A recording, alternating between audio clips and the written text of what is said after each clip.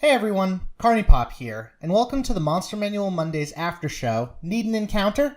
Where I take the monster from the past episode of Monster Manual Mondays and give you an encounter ready to go for your D&D game. If you haven't checked out my video on the Tarrasque, I suggest you do so first, and that link is in the description. Without further ado, let's get into it. First of all, let's go over the general stats and abilities the Tarrasque has, so you will know how to run this creature once we get into the encounter. With an AC of 25 and 676 HP, the Tarrasque is not going to be a quick fight, and should be left for a session where it can take center stage the whole time. The stats de la Tarrasque might seem a little low besides its strength and con, but its many immunities and abilities make up for that easily. The Tarrasque is immune to being charmed, frightened, paralyzed, and poisoned.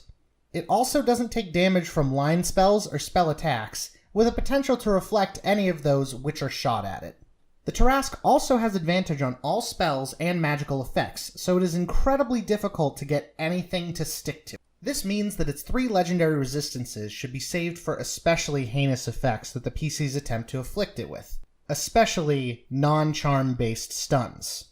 This encounter involves the Tarrasque waking up and attacking a city while the PCs are coming from the same area as the Tarrasque.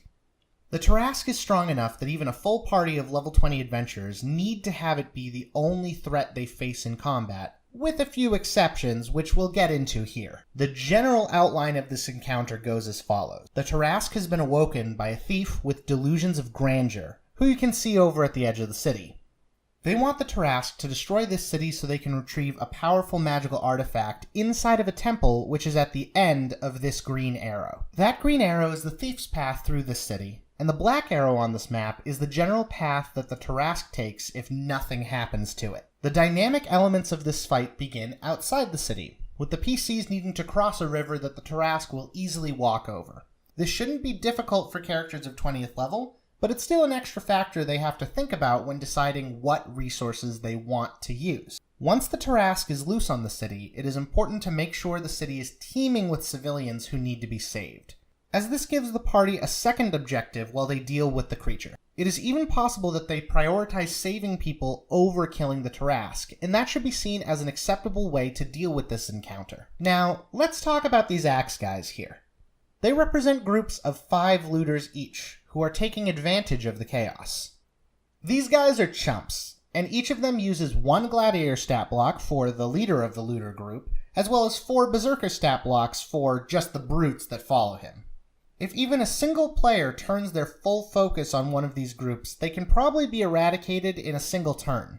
But their presence serves to complicate the encounter by creating a 4th problem. Between the Tarrasque, the thief, saving the civilians, and preventing the looters from stealing and killing in the chaos, the PCs are going to have their hands full. Sizes on this map are not super important, and you can replace this city with any city you have planned in your campaign. What is important is that the thief should be moving at a rate where they are slightly ahead of the Tarrasque, so the players can see them trying to go steal the artifact while the whole city is being destroyed. This lets the players have the choice of diverting one of their own's attention to the thief to prevent them from getting what they want. The thief should not be too difficult, and I recommend using the assassin stat block for them. If the thief succeeds, it is important that whatever you decide this artifact should be doesn't immediately grant them power. It should need some time to transform the thief or immediately teleport them away to be used as the final threat later, because if the party has another endgame threat come up in the middle of a Tarrasque fight, they will most likely die, and it won't have been very fair to them. That wraps up this encounter, so again, this one involves 1 Tarrasque, 8 berserkers, 2 gladiators, and 1 assassin. And I'll see you next time on Need an Encounter. Bye!